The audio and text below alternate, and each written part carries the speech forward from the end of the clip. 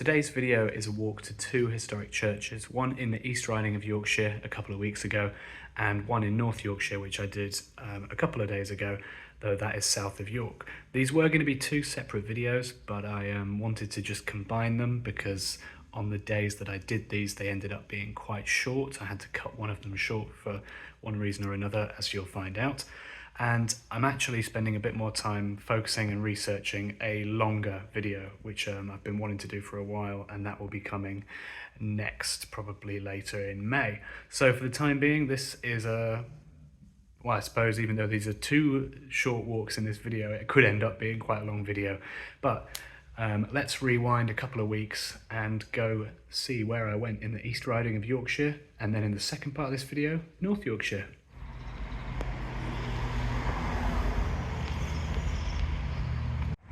Today's video is a short church crawl in the East Riding of Yorkshire, specifically at the foothills of the Yorkshire Wolds. We're at Shiptonthorpe right now outside All Saints Church. This is a very small village on the A1079 just outside of Market Wheaton, but the destination today is St Peter's Church at Harswell. Barely anything in Harswell to speak of anymore at all, but the church is a 1871 rebuild of a small medieval building, and there are bits of medieval stonework and sculpture to see on the outside.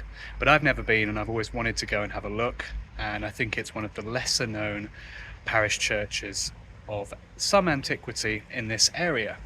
And then we're going to wind back into the big market town of Market Wheaton and have a look at the church there. So, to begin with, let's take a look inside All Saints Church here at Shiptonthorpe before we set off to Harswell. All Saints is a modest medieval village parish church with its origins in the 12th century. As you can see here on the gable end of the south porch, there is a small tablet with a depiction of a bishop with a crozier, although it could be St Peter, thought to be contemporary with this feature. The inner south doorway into the nave from the churchyard, which has these incredibly detailed beakheads. Stepping inside, the architecture is of a later medieval style. We've got 13th and 14th century Gothic architecture with quite an impressive chancel arch there, although a lot of this was rebuilt in 1883 by architect James Demain.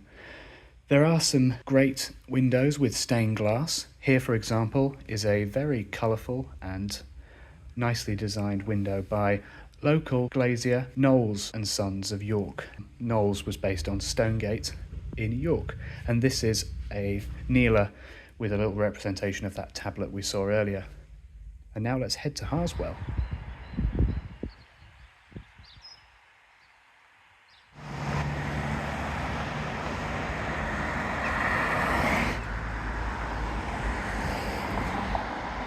Right, so I'm actually already at Harswell, but I'm going to show you the route I took on the OS map. The reason I haven't filmed this until I got to Harswell is because this lane that I came down from Shiptonthorpe, where I started at the church there, coming down here was so exposed to the wind that I just couldn't record any audio. So Harswell, I'm stood in the shelter of the church, in the churchyard. But I came down Harswell Lane, joined this bridleway here with the River Foulness, which literally translates to dirty water, past the Brownsea, also past Lady Pieces. Not quite sure what that means or why it's called that, but there was not a lot there to see. Very strange name. Then anyway, coming further down this little track here, following the River Foulness, which was beautiful, into Harswell, and then coming down this little track here to the church. Oh, and those earthworks are just behind those trees, but there's not much to see.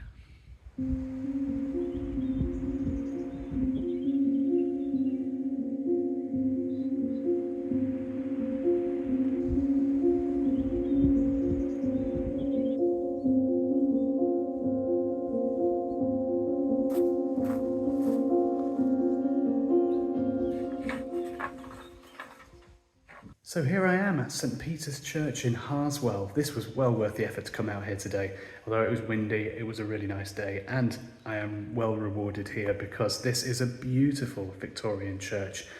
Not big in its overall footprint, and it's not over embellished, but it is a very fine example of what I would say is a rural Yorkshire Victorian church, rebuilt in the second half of the 19th century, in this case 1871. It replaced a simple two-cell medieval building, nave and chancel. A few stone fragments survive from the medieval church, retained here in the rebuild, but everything appears to be contemporary with the rebuild in 1871 by James Fowler of Louth in Lincolnshire, a name that pops up fairly often in this part of the north of England when it comes to having rebuilt Victorian churches.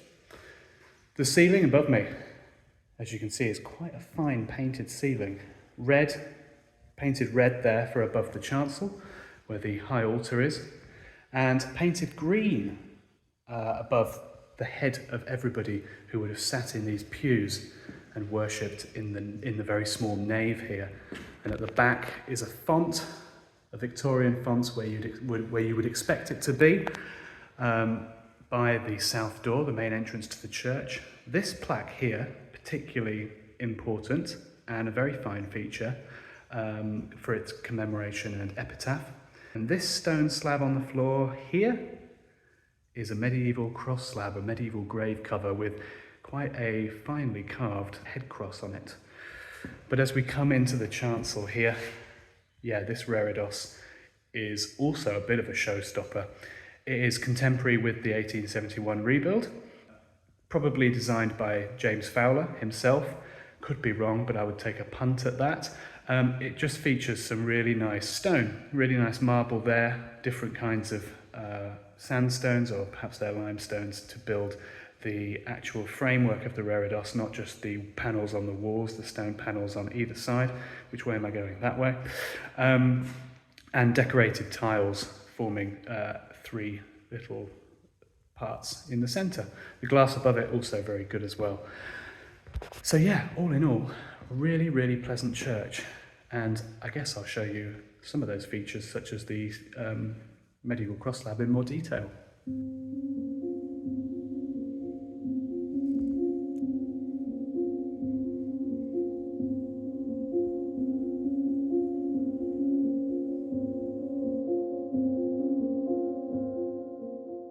Well, although I promised you I would go and visit the church at Market Wheaton, which is a really interesting building and deserving of attention and its own video, really, I have completely miscalculated the way that I would get to a bridleway to get me back into Market Wheaton. I'm going to have to cross some serious main roads and also walk on them for a bit, and having been around that area before, I know that some of those roads are not roads I want to walk down. So I'm just going to go back the way I came, to Shiptonthorpe. Market Wheaton will have to be for another time. Perhaps we'll find another local walk to do soon, perhaps to Goodmanham to see the church there, which we can either start or end at Market Wheaton. Right, well, back up the way I came, and apologies for again cutting this short. Promise to do a complete loop or walk in another video. So, all right, thank you for watching. I hope you enjoyed that.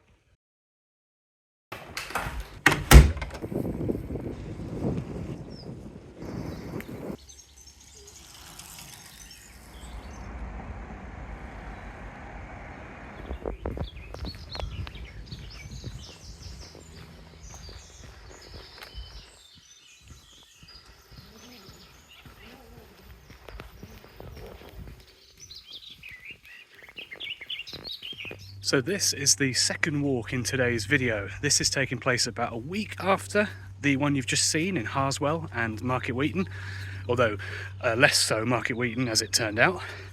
But today I'm walking to a place called Acaster Malbis, which is on the River Ouse, south of York.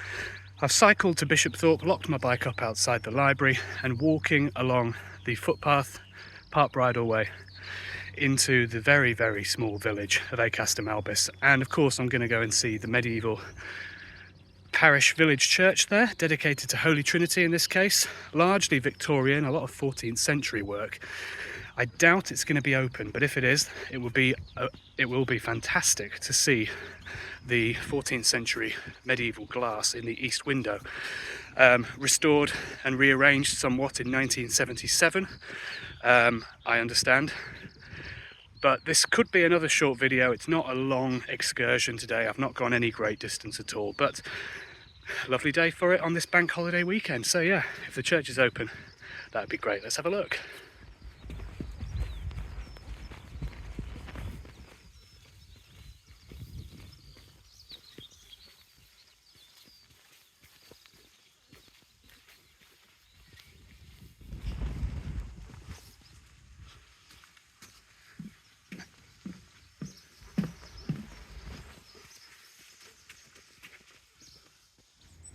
And so here we are at Holy Trinity Church in Acaster Malbis.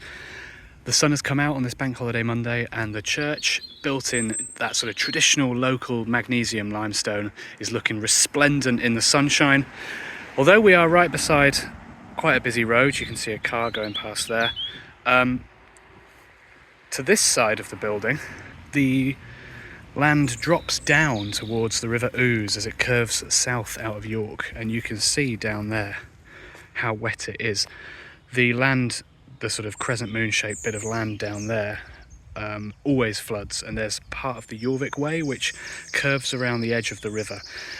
Today that will be walkable, and I'll be able to make my way back to get my bike from Bishopthorpe that way, but often it's very flooded. But look how beautiful the churchyard is today. You've got cow parsley coming up, some bluebells still over there, and I've just been looking at the headstones, and of course this is a very rural church. There's a lot of farming that goes on here. I had to walk through a lot of the fields to get here this morning, and this one really stood out, a very recent one of Gordon Hall, dairy farmer, 1934 to 2021. So that's a very recent headstone amongst all the Victorian ones. And here you can actually see the plough, or a plough, just sort of left to become overgrown in a hedge. And is that a yew tree? A small young yew tree. And this monument here is actually to a stonemason who worked in York, Joseph Buckley, an eminent and ingenious stonemason in the city of York, 1842, deceased. I'll have to look that person up. Name doesn't ring a bell, but back to the building itself. So the Pevsner's Guide says early 14th century on the whole.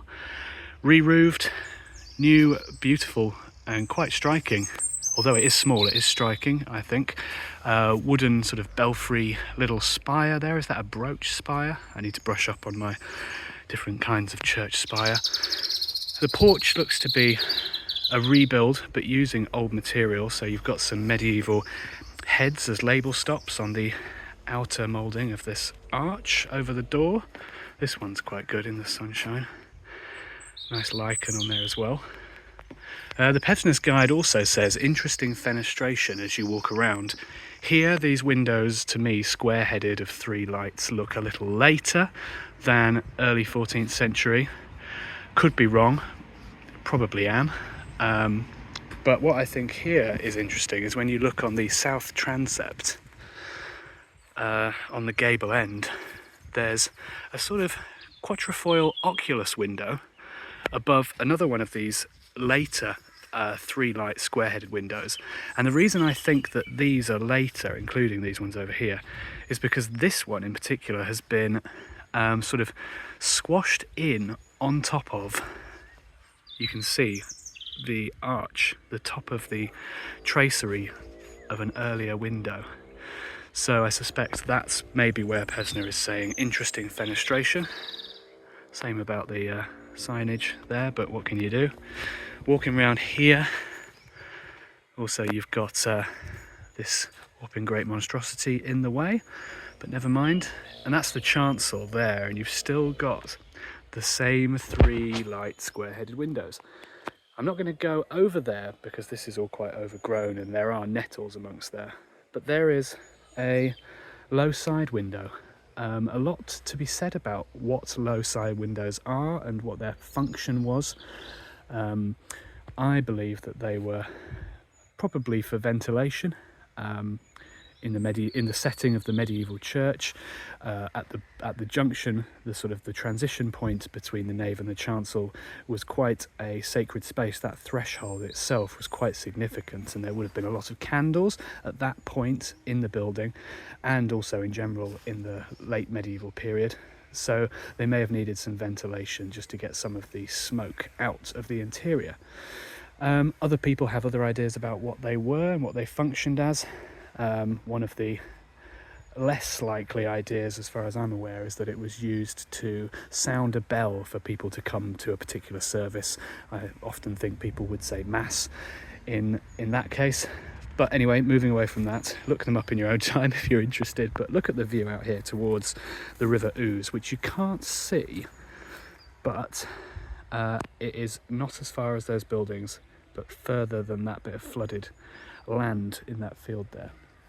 If I look back towards the building, yeah, it's a sort of cruciform shape. It's almost 4 equal length sides, although you can see here the south transept and I assume the north are a little shorter than the chancel and the nave.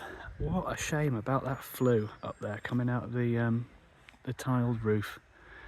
Well, never mind. I don't know if you can get any further round here. Let me see. This great tree has been carved into a bench, which is really nice actually. I like it when churches make good use of their churchyards and the trees and things. Right, let me try and clamber over some of this. It's very overgrown. The east window again looks to have a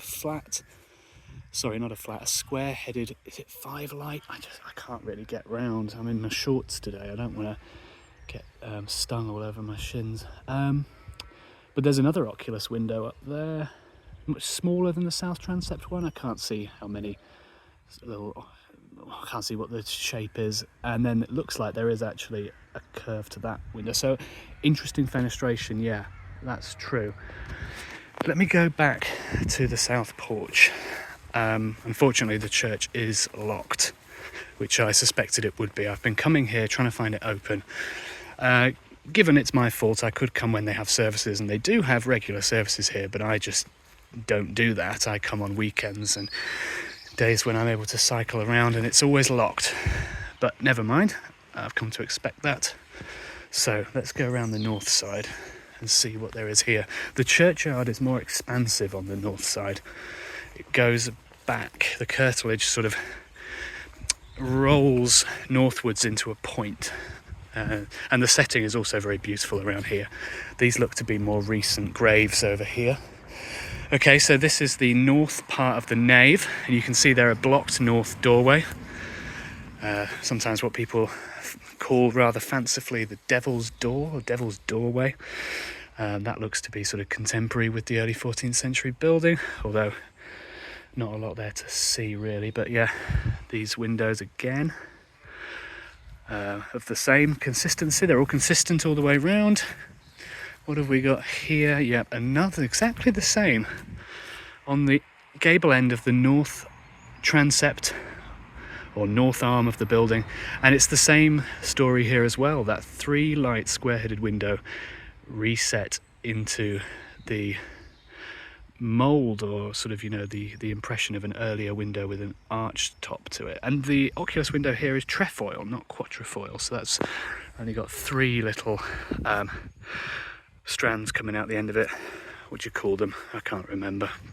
I should know, that's ridiculous. Oh, and another low side window there on the north side of the chancel as well. So interesting that you have 2 low side windows in what I assume is the same location, adjacent on the north and south sides. The lighting is not so good on this side because I'm looking into the sun. And that's about all there is to show you here. Again, that's the gable east end of the chancel, which I'm just not going to go round to. But the view out there is excellent. So this has been a bit of a long ramble around the exterior of the building, Holy Trinity Church at Acaster Malbis. I'm just going to show you a little bit more of the churchyard on the north side because it is a really lovely setting. We'll see how far we can get through the long grass and the cow parsley, but this is a nice view out here. and there appears to be some really nice Victorian monuments out there. In particular, one sort of Celtic style. I don't like saying Celtic, it sort of got drilled out of me when I was doing history of art undergrad. Anyway, that's not a conversation for today, but there is a beautiful cross over there. I'm going to go and have a look at that in particular, so let's see if we can go there. Under this whopping holly tree. Wow, that's quite something. So let's see, I can only see the back of it, and the back of this cross is not carved. One there, can you see it? With the small wheel head. I don't want to go through there. It's quite long and very wet. Can we go around the other side? You can hear the road on my left.